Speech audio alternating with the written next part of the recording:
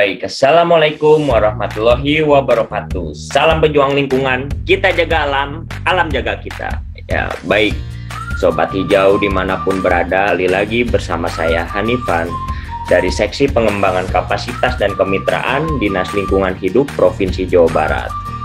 Ya, baik Sobat Hijau semua, sebelum memulai kegiatan Sinau Bareng kali ini, dimohon bantuannya ya untuk memberikan dukungan, memberikan subscribe, like, komen, dan share video ini seluas-luasnya agar channel ini dapat berkembang, dapat membantu berupaya mencerdaskan kehidupan bangsa, membantu bumi ibu pertiwi dari permasalahan persampahan, dan agar masyarakat Indonesia tahu, mau, dan mampu untuk memilah sampah yang dihasilkannya. Ya, baik Sobat Hijau, saya izin share screen.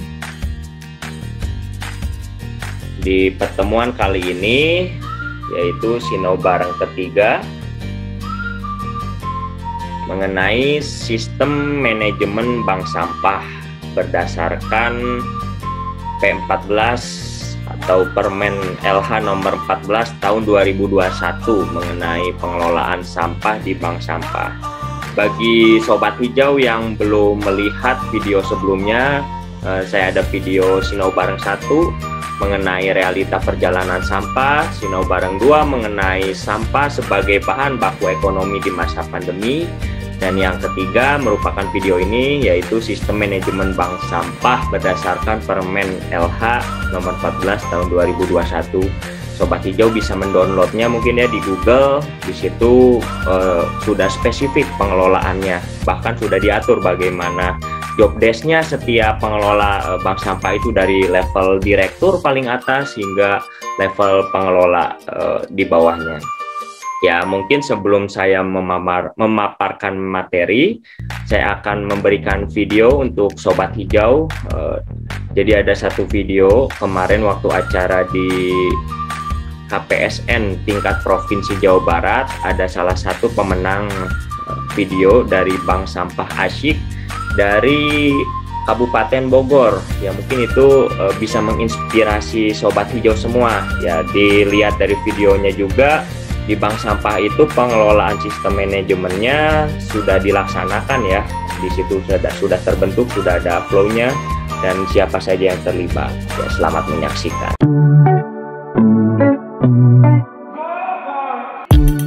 Bank Sampah Asyik 19 berlokasi di Desa Bojonggede RW 19, Kecamatan Bojonggede, Kabupaten Bogor. Bank sampah ini sudah berdiri sejak 10 Oktober 2017. Dan pada tahun 2020 lalu, Bank Sampah Asyik 19 telah diresmikan melalui surat keputusan dari Kepala Desa Bojonggede sebagai bentuk legalitasnya. Terhitung pada Februari 2021, jumlah nasabah Bank Sampah Asyik 19 sudah mencapai 109 orang. Ada 5 hero Bank Sampah Asyik.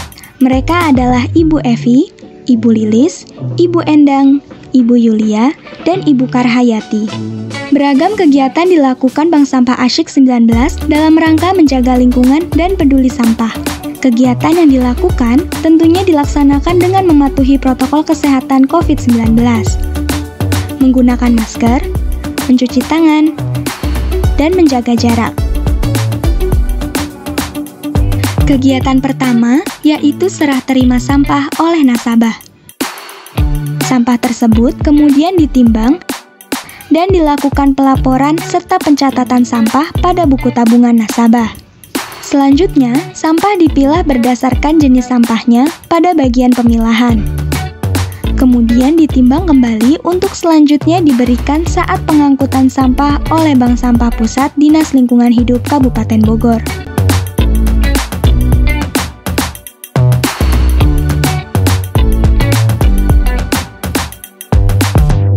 Kegiatan berikutnya yaitu penarikan tabungan oleh nasabah.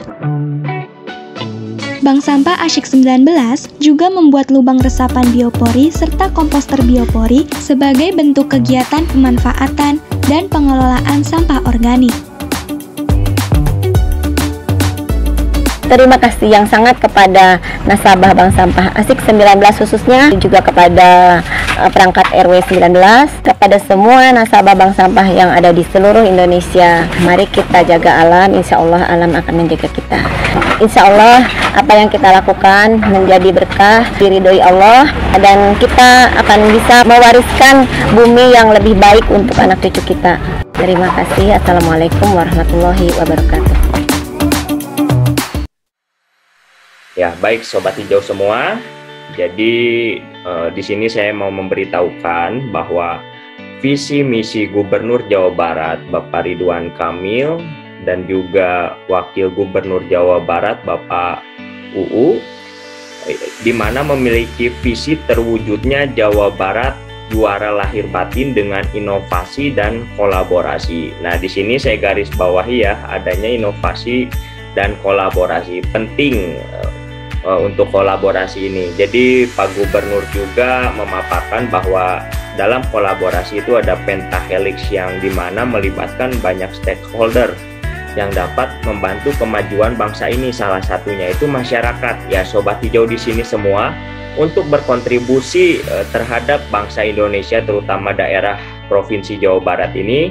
Tidak hanya menjadi pemerintah saja, semua lapisan itu bisa ikut berkolaborasi pentahelix. Ya, sehingga dari kolaborasi pentahelix itu dapat melaksanakan misi nomor 3. Ya, ini spesifik mengenai lingkungan hidup ya, yaitu mempercepat pertumbuhan pemerataan pembangunan berbasis lingkungan.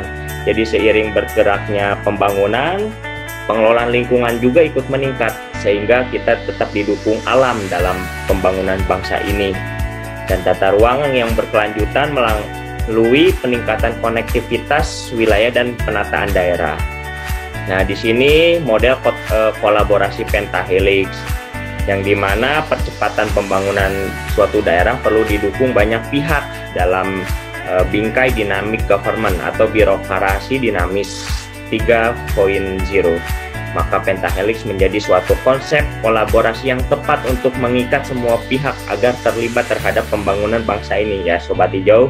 Semua di sini mari kita berkolaborasi bersama ya untuk mengelola sampah ini, khususnya di Provinsi Jawa Barat ini, dengan ikut andil dalam posisi masyarakat. Mungkin bagi Sobat Hijau ada yang pengusaha, mari kita berkolaborasi juga di kolaborasi pentahelix.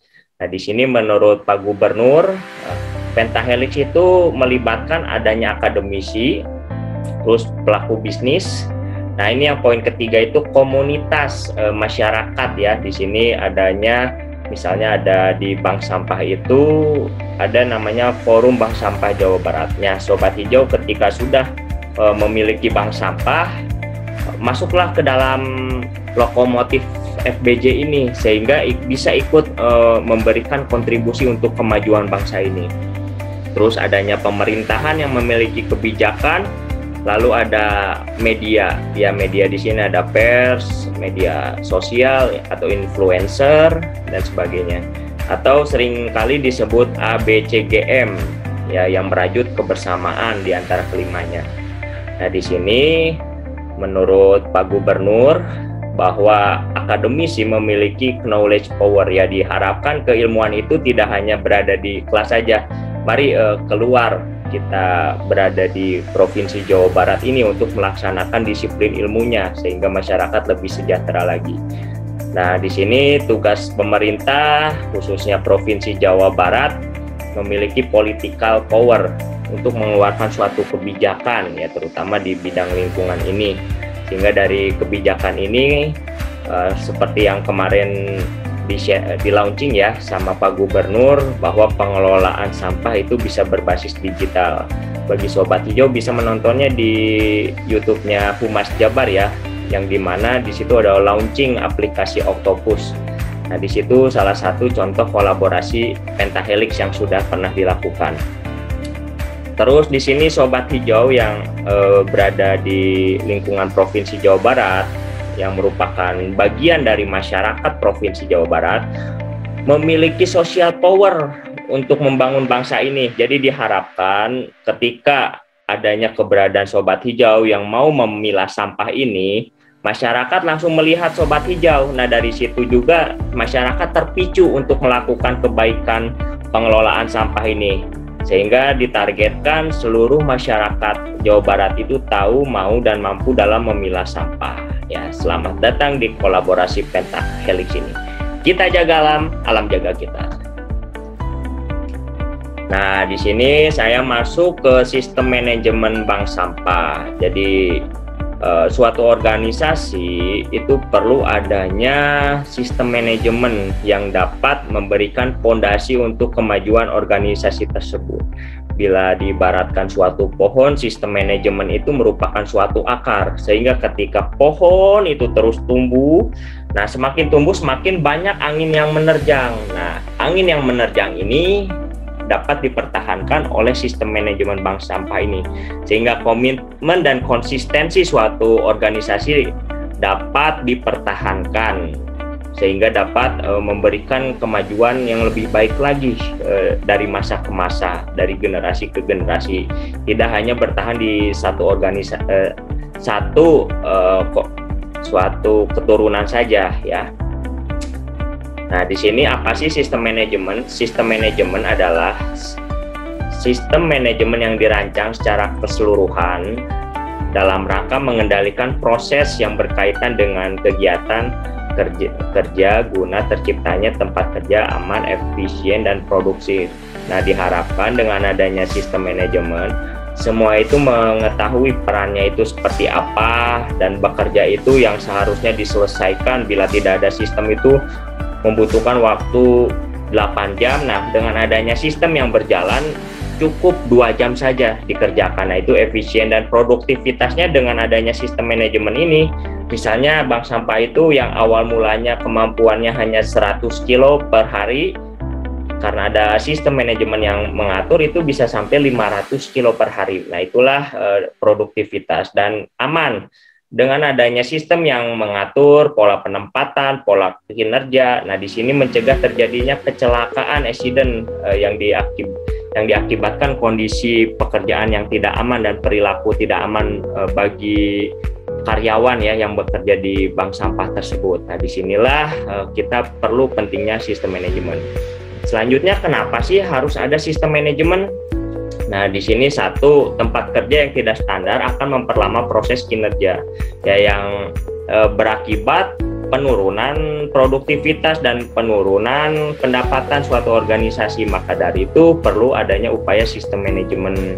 Terus juga tempat kerja yang tidak standar menyebabkan kerusakan aset yang dimiliki perusahaan. Misalnya di bank sampah itu punya mesin press itu tidak diatur sistem manajemennya, prosedurnya, sehingga apa yang seharusnya bisa digunakan selama puluhan tahun, 2 tahun saja mesin itu udah rusak, spare partnya udah pada haus. Nah, itulah perlu pentingnya sistem manajemen. Banyak ya aset-aset ketika organisasi itu membesar, pasti kan investasi ke aset.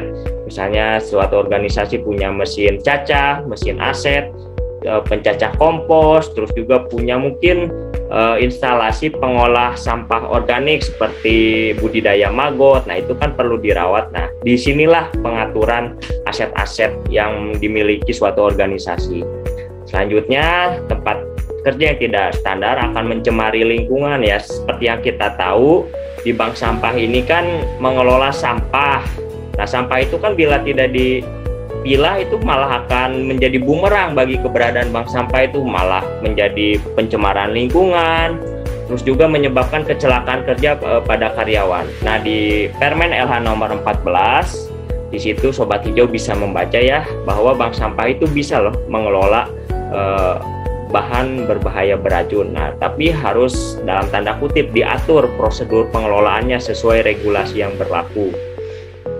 Selanjutnya, bagaimana sih cara melaksanakan sistem manajemen ini? Nah, perlu diketahui Sobat Hijau semua, dalam pelaksanaan sistem manajemen perlu dibentuknya komite atau tim khusus dari organisasi yang susunannya ada pimpinan tertingginya, misalnya ada direktur, yang kedua ada sekretarisnya, dan ada tim khusus ya yang menanganinya. Nah, di sini ada sekretaris dari komite tersebut untuk menjalankan plan, do, check, action. Jadi ini metode pengelolaan sistem manajemen, yaitu harus ada plannya, bagaimana syarat-syarat sistem manajemen itu harus terpenuhi. DU itu melaksanakan yang sudah dirancang, cek apakah kinerja sistem manajemen ini berhasil atau menurun dan bagaimana evaluasinya. Dan action adalah peningkatan yang berkelanjutan secara terus menerus sehingga organisasi itu sedikit demi sedikit dapat berkembang menjadi lebih baik lagi. Nah, PDCA ini sejarahnya diciptakan oleh Walter Stewart dan dikembangkan Edward Deming dengan tujuan perbaikan perusahaan dan individu sehingga semua yang terlibat dalam bank sampah ini dapat sejahtera. Tujuan dari sistem adalah mensejahterakan, bukan mempersulit. Nah, ini contoh ya metode plan, do, check, action dalam suatu sistem organisasi. Plan itu merencanakan bagaimana sebelum kita memulai, sebelum kita berangkat, perlu adanya core value, nilai-nilai organisasi. Untuk apa sih ini organisasi yang kita miliki, tujuannya apakah mau mencerdaskan kehidupan bangsa, mau menolong bumi ibu pertiwi, mau meningkatkan perekonomian kerakyatan, mau saling bergotong royong untuk membantu masyarakat yang mengalami kesusahan. Nah, itu harus memiliki nilai-nilai organisasi. Nah, di sini perlu diciptakan bersama dari level tertinggi, yaitu direkturnya, lalu sampai staf-staf di bawahnya itu harus taat terhadap nilai-nilai organisasi tersebut. Nah, seperti yang kita tahu, kenapa sih harus ada nilai organisasi? Sama seperti halnya binatang. Binatang itu memiliki kemampuan, misalnya cicak itu harus memutus ekornya agar tidak terseleksi alam. Begitupun singa itu harus berlari sekencang-kencangnya agar tidak terseleksi alam. Nah, maka dari itu manusia itu harus memiliki nilai dan tekad yang kuat agar tidak terseleksi alam. Nah, di situ harus dicerna, diolah oleh pikiran dan dimasukkan ke dalam hati core value ini, sehingga di sini tujuannya itu bersama, satu padu, sehingga tidak ada kepentingan yang dapat melenceng. Jadi semua itu harus berdasarkan nilai-nilai organisasi. Selanjutnya dari nilai-nilai tersebut dituangkan ke dalam visi misi. Ini sudah jelas ya mau seperti apa sih. Ini tuh merupakan tujuan dari nahkoda yang akan dijalankan. Di sini adanya misalnya dari direktur. Direktur itu ibarat kapal, mau dibawa kemana kapal ini?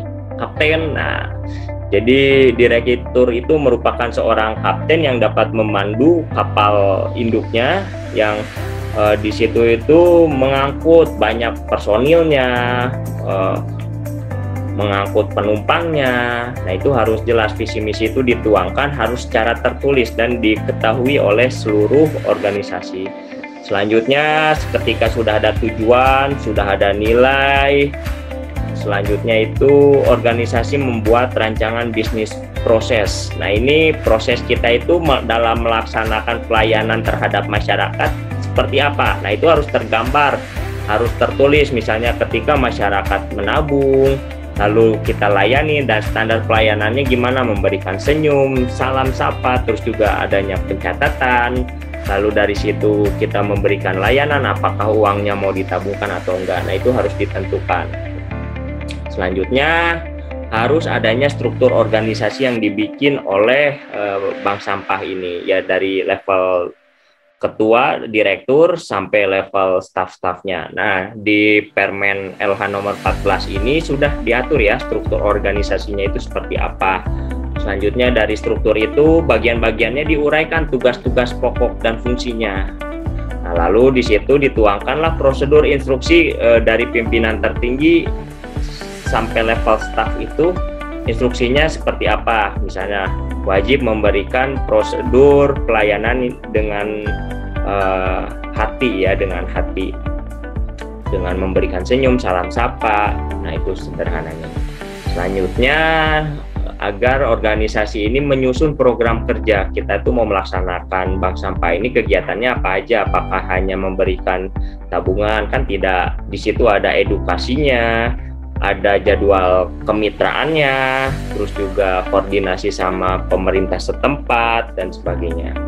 Selanjutnya, organisasi tersebut harus mengidentifikasi peluang peningkatan pelayanan. Nah, seperti yang kita tahu dalam bisnis itu harus selalu meningkatkan mutu yang berkelanjutan sesuai dengan kebutuhan zaman ya. Selanjutnya harus ada identifikasi sarana prasarana dan lingkungan organisasi itu. Nah, seperti yang kita tahu tadi, adanya aset yang kita miliki itu harus tercatat, teridentifikasi, dan statusnya itu seperti apakah, masih layak digunakan atau perlu adanya perbaikan. Selanjutnya adanya langsung dari situ kita melakukan pengerjaan dari yang kita rancang. Tadi ada sosialisasi pertama kepada intern bahwa dasar-dasar organisasi itu harus diketahui oleh semua karyawan yang berada di naungannya, sehingga semua pihak itu memiliki satu paham yang sama, tidak ada yang berjalan dengan sendiri-sendiriannya. Karena dalam organisasi ini kita itu bekerja secara tim, bukan secara individu, tidak ada yang mencolok. Ketika sukses, sukses bersama, ketika jatuh ya jatuh bersama. Nah, di sini melaksanakan bisnis proses, prosedur, tugas pokok dan instruksi kerja, lalu adanya merawat sarana prasarana dan lingkungan yang dimiliki. Nah, selain itu juga dalam pengerjaannya sosialisasi juga harus diberikan terhadap masyarakat. Nah, ini yang membedakan antara bank sampah dan juga pelaku pengepul ya, pengepul sampah. Kalau pengepul sampah kan orientasinya hanya bisnis saja, dia tidak ada tujuan untuk melestarikan lingkungan, tidak ada tujuannya itu untuk mengedukasi masyarakat. Nah, bank sampah ini memiliki tujuan untuk mengedukasi masyarakat sehingga kita itu dapat bermanfaat bagi masyarakat sekitar semuanya. Selain itu juga lingkungannya juga ada visi misi untuk menjaga lingkungan agar lebih baik lagi, agar terhindar dari bencana, penyakit akibat lingkungan, dan sebagainya. Selanjutnya, kita itu setelah melaksanakan apa yang kita rencanakan, kita tuh perlu adanya evaluasi. Nah, di sini Sobat Hijau harus membentuk suatu program forum komunikasi, entah itu per 3 bulan, atau per semester, atau per 1 tahun, gimana kebutuhan organisasi ya. Sehingga di situ kita melibatkan semua pihak yang berada di organisasi kita dari level direktur sampai level staff yang terbawah. Nah, di situ kita tanyakan ke semua personil apakah ada kendala dalam pelaksanaan prosedur ini, terus apa saja ancaman masalah bisnis kita ini. Nah, di situ setelah adanya forum komunikasi berbicara dari hati ke hati, kita itu memberikan penilaian kinerja. Nah, penilaian kinerja ini kita lihat kinerja organisasi kita dari divisi umumnya gimana, dari divisi pemilihannya gimana. Nah, di sini kita memberikan juga penghargaan ketika organisasi berkembang. Kita juga memberikan penghargaan terhadap karyawan kita. Walau gimana juga karyawan itu merupakan suatu aset yang memiliki nilai yang tidak ada nilainya ya, maksudnya itu memiliki nilai yang luar biasa. Nah, maka dari itu dalam menjaga aset kita tersebut, manusia itu bukan baik ya ketika bertahan dengan kita, tetapi manusia itu bisa bertahan melalui organisasi kita. Mimpi dari karyawan kita itu terwujud, baik itu ada yang bermimpi ingin jadi direktur, ada yang ingin naik jabatan, ada yang bermimpi ingin dengan bank sampah itu dia bisa menyekolahkan anaknya. Nah, kita tampunglah aspirasi-aspirasi, mimpi-mimpi karyawan kita ini. Selanjutnya merumuskan inovasi peningkatan pelayanan yang berkelanjutan. Nah, di sini masyarakat itu butuh apa sih? Nah, kendala-kendalanya itu seperti apa? Disinilah perlu adanya, kita itu berpikir harus inovasi agar tidak terseleksi zaman ya. Banyak di sini kan perusahaan-perusahaan besar di dunia yang karena kurang inovasi akhirnya terjatuh. Nah, itulah yang perlu kita evaluasi dari pelaku-pelaku bisnis yang sudah pernah menjalankan. Nah, selanjutnya barulah kita action, berkomitmen untuk menjalankan hasil rumusan inovasi pelayanan dan evaluasi kinerja. Nah, itulah flow terus-menerus Nah, di sini sangat dinamis ya dalam proses plan do check action ini. Seandainya dari nilai ada yang kurang bisa ditambahkan lagi, bila mana visi misi kurang masuk ke dalam proses bisnisnya bisa dirubah lagi. Begitupun bisnis proses ini merupakan rancangan yang sangat dinamis dengan plan do check action ini. Nah, selanjutnya pertama saya berangkat dari core value. Jadi core value adalah hal-hal yang dihargai, dijunjung tinggi, dijalankan, merupakan jiwa suatu organisasi umumnya.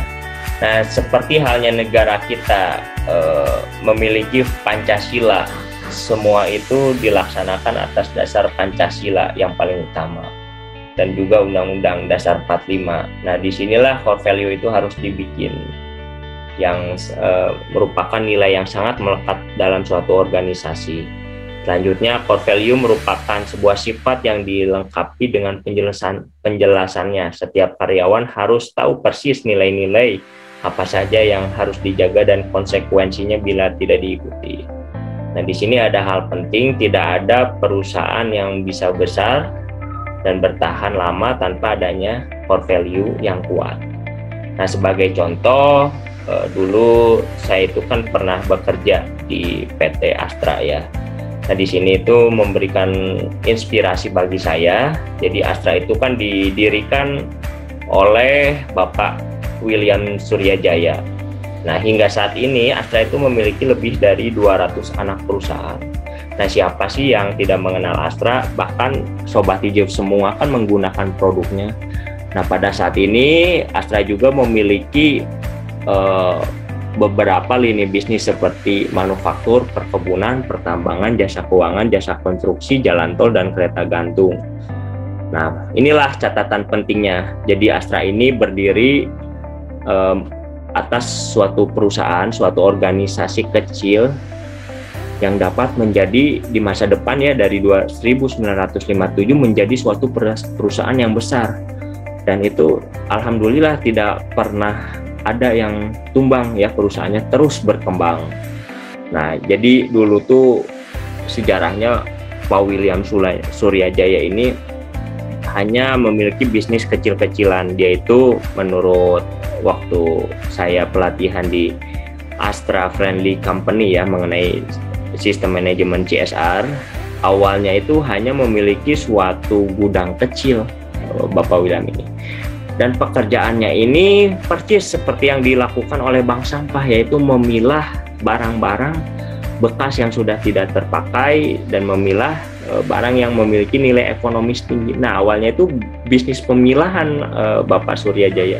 Tetapi Bapak William Suryajaya itu memiliki nilai tekad yang kuat, memiliki visi misi di dalam hidupnya. Saya itu ingin seperti pohon. Pohon itu ketika misalnya berawal kecil, itu dapat berkembang, rimbun, dan juga menghasilkan buah. Nah, setiap karyawan saya merupakan aset saya, bisa menikmati buah itu dan dapat berteduh di dalam naungan pohon tersebut. Nah, itulah filosofi dari Bapak William Suryajaya. Pertama, ingin bermanfaat, terus juga memiliki karyawan yang menjadi aset, dan juga punya visi. Saya itu harus memiliki peningkatan yang berkelanjutan. Mungkin awalnya itu Sobat Hijau tahu ya, dari pemilahan itu kerjasama dengan perusahaan Jepang, makanya adanya Kijang, kerjasama Indonesia-Jepang. Nah, itu awal mula berkembangnya Astra, berkolaborasi dengan perusahaan Jepang, yang dimana itu perusahaan Jepang itu investasi dan Astra itu sebagai manajemen pengelolaannya. Nah, di sini juga tidak stuck hanya satu produk itu saja. Dari zaman ke zaman itu terus berkembang. Dari mobil Kijang yang asalnya Kijang kotak bentuknya kayak buaya, Kijang doyok, lalu masuk lagi ke Kijang jantan yang lebih modern. Lalu dari Kijang jantan itu meningkat lagi menjadi Kijang kapsul ya. Terus dari Kijang kapsul lagi meningkat lagi menjadi Kijang Innova hingga saat ini, dan merupakan jadi produk canggih di negara ini.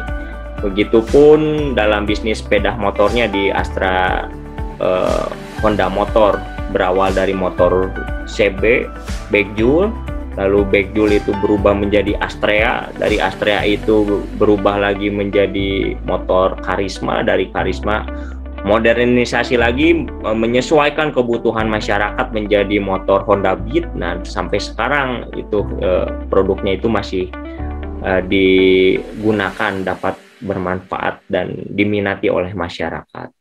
Nah, di sini contoh filosofi yang dicetuskan oleh Astra, yaitu Catur Dharma. Jadi organisasi tersebut ingin menjadi milik yang bermanfaat bagi bangsa dan negara. Nah, inilah navigasi perusahaan tersebut. Dia punya visi bermanfaat bagi bangsa dan negara. Dan terbukti banyak CSR yang diberikan oleh Astra. Terus juga Astra ini membantu program kita ya di DLH, yaitu dia membuat organisasi komunitas penggiat adiwiyata nasional, HPAI, Himpunan Penggiat Adiwiyata Nasional, sehingga HPAI itu dapat menjadi suatu wadah yang dapat mengedukasi sekolah-sekolah agar bisa meningkatkan kapasitas dalam pengelolaan adiwiyata tersebut. Nah, di sini juga core value Astra itu ingin memberikan pelayanan terbaik terhadap pelanggan. Jadi fokus pada customer, jangan sampai kita mengecewakan customer. Terus juga menghargai individu dan membina kerjasama, senantiasa berusaha mencapai yang terbaik. Nah, inilah nilai-nilai yang diambil oleh Astra, sehingga Astra itu masih tetap eksis berjaya di Indonesia ini. Nah, selanjutnya visi. Nah, setelah kita memiliki nilai yang diyakini, yang diresapi dalam hati suatu organisasi, kita tuangkan tujuan kaptennya, yaitu pernyataan umum yang arah harus dilihat dari tujuannya yang harus ditempuh. Nah, poin penting yang menunjang keberhasilan organisasi yaitu penyusunan visi. Adanya substansi tekad yang kuat dari organisasi bersinergi memberikan pelayanan yang terbaik kepada stakeholder.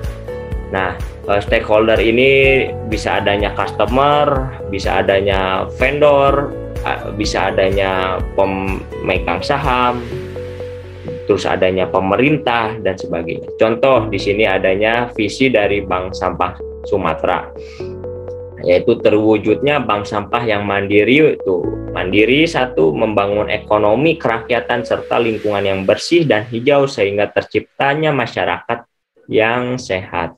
Jadi pada dasarnya ketika suatu organisasi itu ada kendala, ada masalah, ya setiap keputusannya itu sesuai, dikembalikan lagi ke visi yang telah diciptakan sehingga perjalanan itu fokus, tidak adanya kepentingan belok kanan, belok kiri, fokus terhadap navigasi dari visi ini. Selanjutnya dari visi itu dijabarkan dengan misi, yaitu alasan mengapa perusahaan tersebut ada, dan merupakan kaidah dasar-dasar yang mengandung keyakinan, nilai-nilai, kekuatan identitas. Nah, di sini contoh misi dari Bank Sampah di Sumatera Utara, mengurangi jumlah timbulan sampah, mendayagunakan sampah menjadi barang yang bermanfaat sehingga memiliki nilai ekonomi dan potensi produktif dan bermanfaat bagi masyarakat. Nah, selanjutnya merubah perilaku masyarakat dalam pengelolaan sampah secara benar dan ramah lingkungan. Terus juga menciptakan lingkungan bersih dan juga sehat. Terus juga menciptakan lapangan kerja. Nah, inilah tujuan misi-misi dari penjabaran visi dari Bank Sampah Sumatera Utara ini. Selanjutnya setelah perusahaan itu memiliki visi misi, harus adanya penentuan proses bisnis yang ingin dijalankan kita itu seperti apa. Nah, ini contohnya mekanisme bank sampah. Proses bisnisnya pertama, masyarakat itu harus memilah sampah rumah tangga, terus juga masyarakat itu harus menyerahkan sampah ke bank sampah. Terus juga masyarakat itu harus melaksanakan penimbangan sampah, lalu pencatatan tabungan, lalu penyimpanan ke gudang, dan penjualan sampah, lalu adanya bagi hasil. Nah, ini contoh proses bisnis yang harus dijalankan suatu organisasi. Nah, dari satu proses flow ini tuh nanti dijadikan prosedur. Nah, di sini nanti yang dibikin prosedurnya bagaimana sih prosedur pemilahan sampah di rumah tangga. Dan selain itu juga ketika sudah adanya prosedur, itu disosialisasikan ke masyarakat agar masyarakat itu sejalan dengan proses bisnis organisasi tersebut. Begitupun bagaimana penyerahannya, itu dibahasnya ke bawah-bawahnya melalui prosedur. Nah, selanjutnya di sini ada struktur organisasi yang dimana struktur itu merupakan suatu gambaran, suatu sistem yang digunakan mengidentifikasi suatu hierarki suatu organisasi. Jadi dari atas top manajemennya itu siapa sampai level pengelolanya itu siapa. Terus fungsinya kemana saja ia melapor ke dalam organisasi. Nah, suatu saat mungkin adanya pihak yang berkepentingan terhadap bank sampah ini, baik itu ada yang mau memberikan CSR, ada yang masyarakat membutuhkan pelayanan. Nah, sebelum siapa yang mau tahu siapa yang ditujunya, nah, struktur organisasi inilah yang menjadi pedoman bagi yang berkepentingan terhadap bank sampah. Bila ingin bertemu direkturnya, siapa direkturnya? Bila ingin yang berkepentingan terhadap peningkatan kapasitas produksi, harus siapa yang dihubungkannya? Terus manajemen umum, siapa yang harus dihubungkannya? Nah, ini struktur organisasi juga diatur di dalam Permen LH nomor 14 tahun 2021. Sobat Hijau bisa baca ya, nanti saya akan share pengelolaan struktur organisasi ini. Nah, selanjutnya setelah adanya struktur bagian-bagiannya dari level direktur, manajemen umum, manajer produksi, kita itu membuat job deskripsi dalam pengelolaannya. Tugas direktur itu seperti apa sih? Tugas manajer umum itu seperti apa? Dan juga adanya alasan-alasan kenapa pekerjaan itu harus dilakukan. Terus hubungan antar suatu posisi tersebut tidak ada yang berbenturan, sehingga organisasi itu terlihat harmoni, semua itu saling bekerja dalam tim, tidak ada yang bersinggungan. Nah, selanjutnya saya contohkan ya, di sini uraian tugas. Nah, ini merupakan Permen LH nomor 14 tahun 2021. Nah, di sini tuh rincian pembagian tugasnya tuh sudah diberikan ya, diberikan panduan dari Permen ini. Contohnya direktur. Nah, di sini Sobat Hijau bisa mengidentifikasi posisinya berada di mana, apakah ingin jadi BSI atau menjadi BSU. Ketika di BSI memiliki tanggung jawab dalam semua aktivitas, jadi semua kebijakan tanggung jawab semua pihak yang bekerja dalam organisasi tersebut. Selanjutnya melakukan monitoring dan evaluasi paling tidak 1 bulan sekali. Ya, di sini harus tahu bagaimana kinerja bawahannya. Selanjutnya memberikan penghargaan reward-nya. Ya, di sini reward itu bisa didapat dari hasil penjualan sampah, hasil sedekah sampah yang didapat, ataupun ketika organisasi itu sudah berhasil memberikan inspirasi terhadap warga itu menjadi berubah perilakunya. Nah, suatu saat insya Allah pasti akan rezeki itu mengalir ke dalam organisasi ini. Bisa didapat dari pemerintah, baik daerah, provinsi maupun pusat, bisa dari CSR industri-industri besar dalam melaksanakan kewajiban sosialnya, ingin berkontribusi terhadap bank sampah, bisa mendapatkan dari CSR. CSR ini menurut undang-undangnya itu bisa diberikan 2-4% laba dari keuntungan suatu perusahaan. Nah, di sini perlu dibahas ya bagaimana pola pembagiannya. Nanti akan saya berikan di slide selanjutnya. Selanjutnya melaksanakan program kerja. Nah, di sini harus terbuka ya, suatu bank sampah itu membuka diri sehingga dapat meningkat kapasitasnya dengan kerjasama dari berbagai pihak, bisa bersama pemerintah maupun badan usaha. Selanjutnya melakukan pemantauan akan kualitas produk atau kualitas usaha bank sampah. Nah, di sini lihat ya, customer kita itu siapa dari bank sampah, apakah pihak industri, apakah pihak bank sampah bagi BSU, berarti customernya adalah BSI. Nah, di sini evaluasinya apakah produk yang kita hasilkan sudah sesuai dengan kebutuhan customer kita. Nah, bila belum, kita harus memantau apa sih kendalanya dan bagaimana cara peningkatan kualitas produk yang kita hasilkan. Nah, begitupun di sini dibahas manajer umum dari suatu organisasi menyediakan data pengepul dan pembeli. Nah, di sini siapa saja sih warga yang mau menabung di kita? Kemarin kan dibahas ya, ketika membentuk bank sampah unit, itu minimal ada 20 nasabah di wilayahnya. Selanjutnya menyusun program kerja. Nah, kita itu mau melaksanakan program apa aja selain melakukan penjualan. Nah, kita PDKT lah terhadap masyarakat. Misalnya di masyarakat ada majelis taklim, kita gabung ke majelis taklim untuk sosialisasi. Atau di masyarakat ada suatu komunitas lain yang dapat meningkatkan layanan kita. Misalnya ada Karang Taruna atau ada ibu-ibu PKK. Nah, kita berikan edukasi terhadap masyarakat tersebut. Terus juga pengurusan perizinan usaha bank sampah. Nah, di sini bisa koordinasi dengan Dinas Lingkungan Hidup ya. Saya itu udah menjadi bagian bank sampah. Nah, kita minta rekomendasi dari Dinas Lingkungan Hidup tersebut. Terus juga dalam pengelolaannya manajer umum juga masuk ke dalam suatu wadah ya. Tadi ada bank sampah Forum Bank Sampah Jawa Barat atau disingkat FBJ. Dari lokomotif tersebut kita bisa sharing nih antar sesama pelaku usaha bank sampah. Bagaimana kita mendapatkan ilmu, bagaimana kita mendapatkan suatu pengalaman, sehingga kita juga bisa sharing terhadap permasalahan yang kita alami ke rekan-rekan FBJ ini. Nah, ini tadi sudah diberikan ya mengenai edukasi penyuluhan terhadap 3R.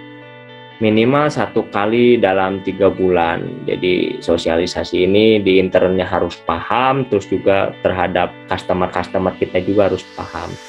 Selanjutnya bertanggung jawab dalam membuat dokumen pengarsipan data bank sampah. Nah, di sini kan dalam bisnis harus ada akuntabilitasnya, yang dimana dalam penjualan kita itu lakunya berapa harus tercatat. Jangan sampai kita itu tidak mengetahui apakah kita melaksanakan bisnis ini untung atau rugi. Itu kan harus terjawab oleh suatu buku ya, pembukuan dalam istilah akuntansi itu. Nah, itu harus tercatat. Nah, di bank sampah sendiri kan ada 2 pencatatan, satu buku induknya, nah itu harus selalu dicatat. Selanjutnya ada buku nasabahnya.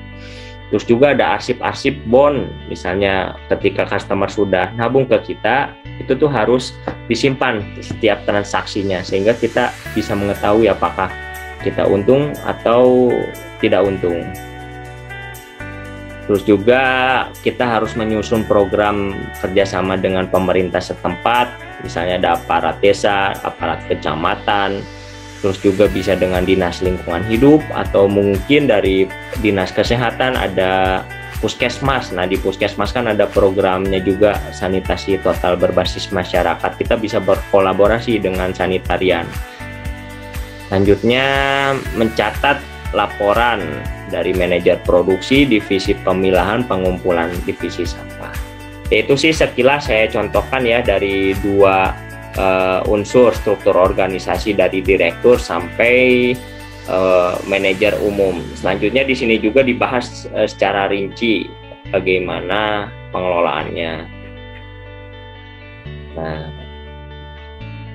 di sini harus diperhatikan juga keahlian-keahlian ketika merekrut seseorang dalam organisasi, misalnya yang bisa menjadi direktur itu berpendidikan minimal SMA, terus juga telah mengikuti pelatihan bank sampah. Kan pelatihan di sini bisa diselenggarakan oleh Bank Sampah Indo maupun pemerintah ya, Dinas Lingkungan Hidup atau komunitas dari Forum Bank Sampah Jawa Barat. Terus juga mampu dan memahami bidang ketatausahaan, bagaimana dia itu menjadi pencatat yang baik ya, dan dia itu berpikir secara sistematis tidak berpikir sembarangan ya, acak-acakan. Nah, itu harus tertata dengan rapi. Begitupun manajemen keuangan. Nah, di sini persyaratannya juga di Permen LH nomor 14 ini dibahas. Begitupun sampai SOP-nya, sistem tabungannya dan sebagainya. Lanjut kita ke slide selanjutnya ya.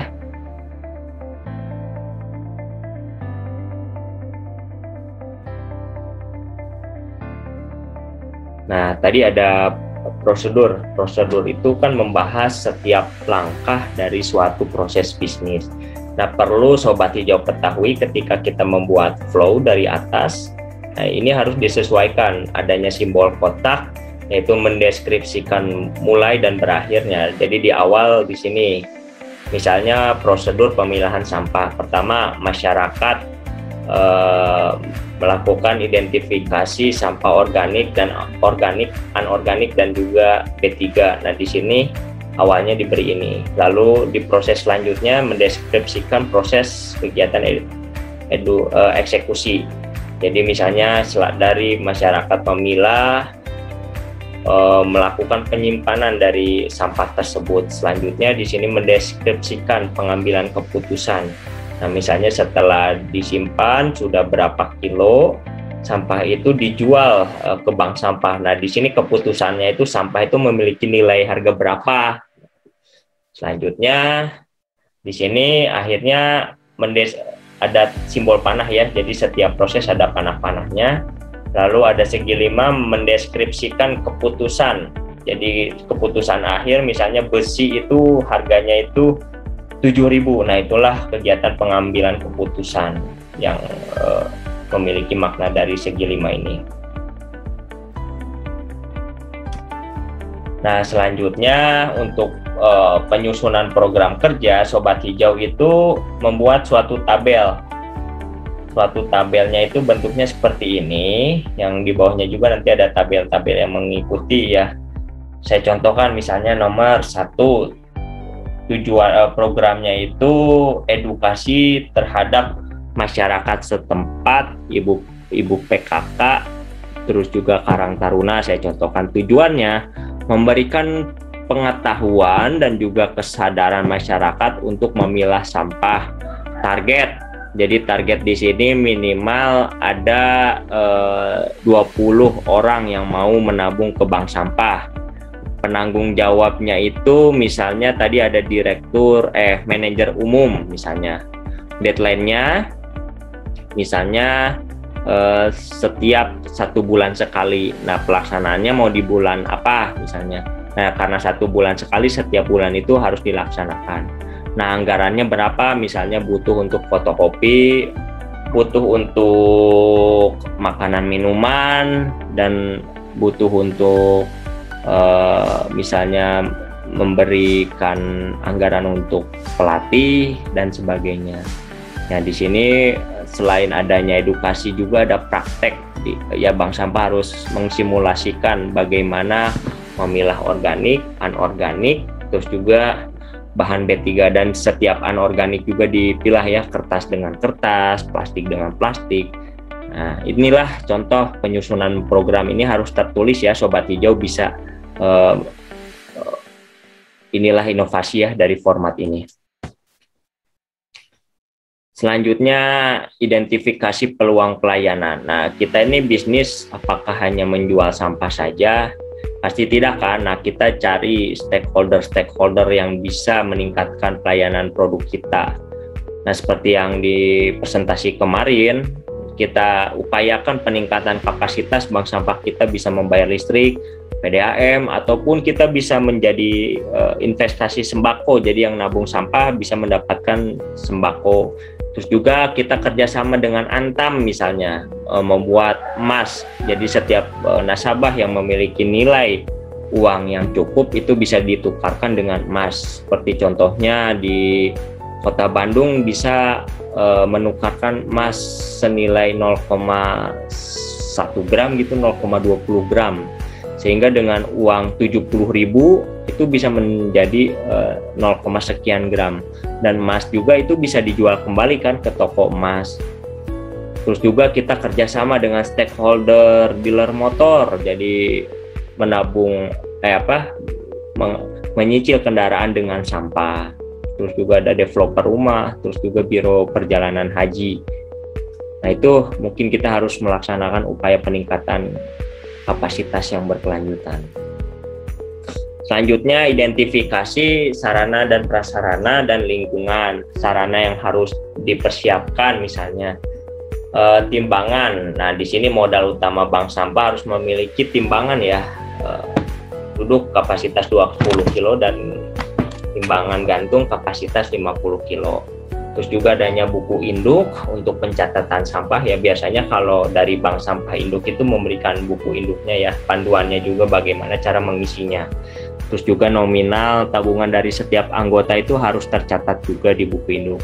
Terus juga adanya nota atau bond ya, bukti transaksi pembelian sampah yang disetorkan oleh nasabah. Selanjutnya buku tabungan. Buku tabungan juga diberikan terhadap nasabah setiap menyetor, sehingga dia tahu saldo yang dia miliki itu seberapa. Terus selanjutnya di sini ada alat angkut yang dibutuhkan bila mana bank sampah mau menjemput bola ya di wilayahnya.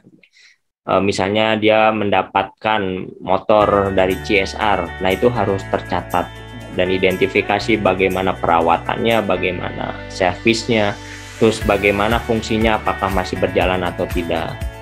Nah ini contoh-contohnya ya, ada bondnya, ada sarana gerobak, ada sarana cator. Nah di sini juga di Permen nomor 14 tahun 2021 dibahas kondisi fisik, itu ada standarnya. Dari kondisi lantainya seperti ini, terus dindingnya juga kuat, rapi, bersih, berwarna terang. Terus adanya ventilasi. Seperti yang kita tahu, ventilasi ini bila tidak ada kan bisa menyebabkan wabah penyakit ya, contohnya ISPA, TBC. Maka dari itu harus ada luas ventilasi 15% dari luas lantai. Selanjutnya dari atap juga bebas serangga, tikus, bocor dan tidak kuat ya. Tinggi langit-langit, nah itu pintu bank sampah. Nah di sini lingkungannya ya bisa Sobat Hijau pelajari. Selanjutnya pelaksanaan. Nah ini contoh materi-materi yang diberikan kepada internal organisasi. Jadi materi yang diberikan dari sosialisasi internal organisasi, tadi ada nilai-nilai visi, target yang dicapai itu ingin seperti apa, bisnis proses, struktur organisasi, prosedur bank sampah yang dijalankan. Jadi ketika kita menulis suatu dokumen itu harus tersampaikan, tersosialisasikan dari level atas sampai level bawah ya di organisasi tersebut. Terus materi sosialisasi yang diberikan kepada pelanggan, pemaparan kondisi lingkungan yang saat ini dengan penyadaran peduli lingkungan. Ketika ditanya masyarakat membuangnya itu kemana, terus di sini bagaimana dampaknya. Selanjutnya ada pengelolaan sampah rumah tangga dengan sistem 3R, reduce, reuse, recycle. Bagaimana kita itu harus mengurangi timbulan sampah yang kita miliki. Contoh kita mengurangi penggunaan kantong plastik, menggunakan ulang, lalu kita kalau bisa mendaur ulang sampah yang kita miliki dari misalnya organik menjadi suatu kompos. Selanjutnya sistem pemilahan sampah organik dan anorganik harus disimpan pada tempat yang tertutup, misalnya tidak terkena air, tidak kehujanan, dan tidak terkena matahari.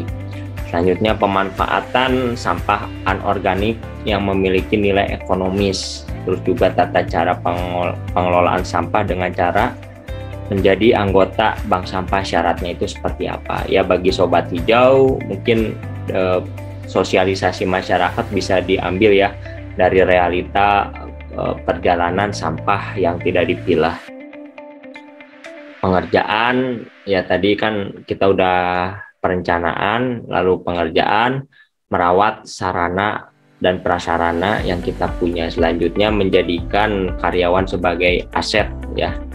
Di sini penataan tempat kerja yang teridentifikasi, mana yang merupakan tempat penyimpanan organik, mana tempat anorganik, terus juga penataan alat dan bahan kerja yang teridentifikasi, bagaimana alat yang digunakan oleh manajer umum, mana saja alat yang digunakan oleh manajer produksi dan sebagainya.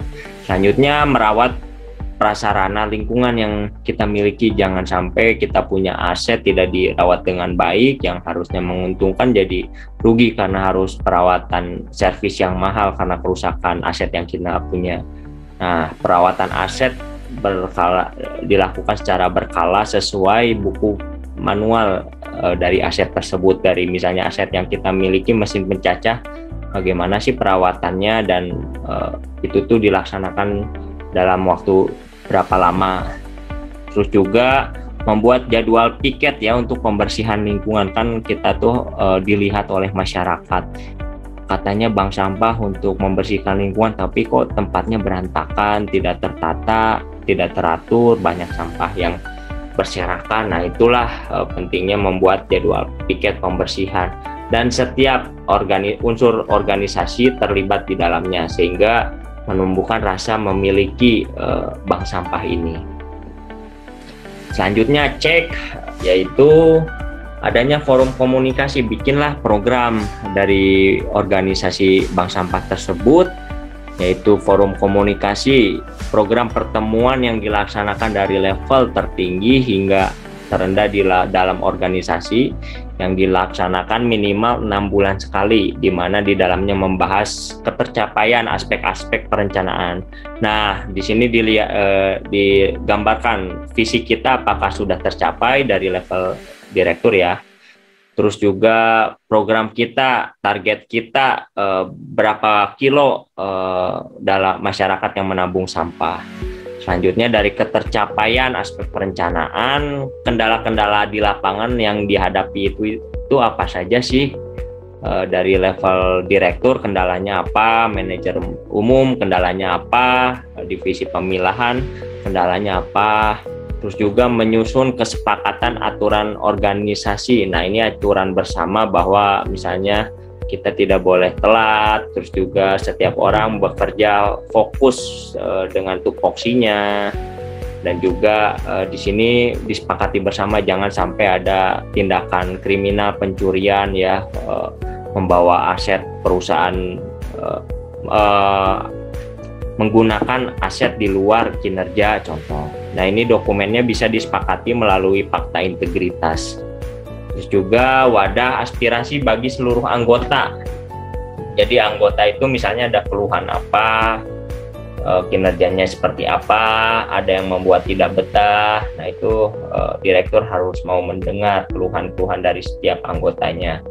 Terus juga di sini juga sebagai wadah menampung aspirasi, walau bagaimanapun kan orang di lapangan itu lebih paham, lebih ahli ya ketika mau melaksanakan inovasi yang berkelanjutan, dan itu kita dengar. Ini Pak, harusnya bank sampah itu ketika memilahan diberikan marka. Nah, itu suatu inovasi yang berkelanjutan. Selanjutnya ketika suatu organisasi itu besar, dapat profit yang besar, nah itu juga perlu adanya komitmen. Ketika organisasi ini besar, karyawan juga menjadi besar. Nah, di sini contoh ada regulasi yang dapat mengatur bagi hasil ya suatu perusahaan, yaitu mengenai struktur dan skala upah berdasarkan Permenaker nomor 1 tahun 2017, sehingga dapat memberikan upah, peningkatan jabatan dan reward kepada karyawan, karena karyawan kan merupakan aset yang harus dipertahankan. Nah, seperti halnya PNS contoh, PNS kan diatur mengenai golongan, terus juga pangkatnya. Nah, kalau pengelolaan organisasi juga sama seperti halnya golongan itu ada di Permenaker.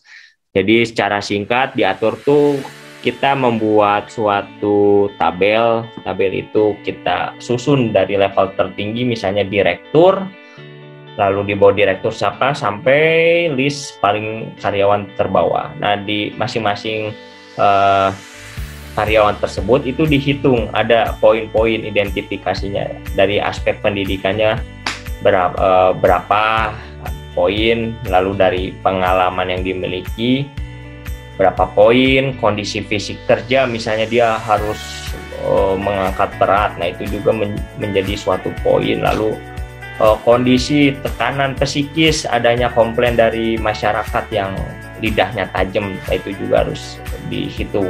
Nah dari situ juga itu bisa menjadi suatu kebijakan yang diputuskan apakah suatu karyawan itu bisa waktunya naik pangkat, naik golongan atau tidak, dan waktunya diberikan reward atau tidak. Itu bisa Sobat Hijau implementasikan dari peraturan ini. Nah, mungkin itu saja yang dapat saya sampaikan. Mohon maaf bila ada salah kata. Wabillahi taufiq wal hidayah. Wassalamualaikum warahmatullahi wabarakatuh. Kita jaga alam, alam jaga kita.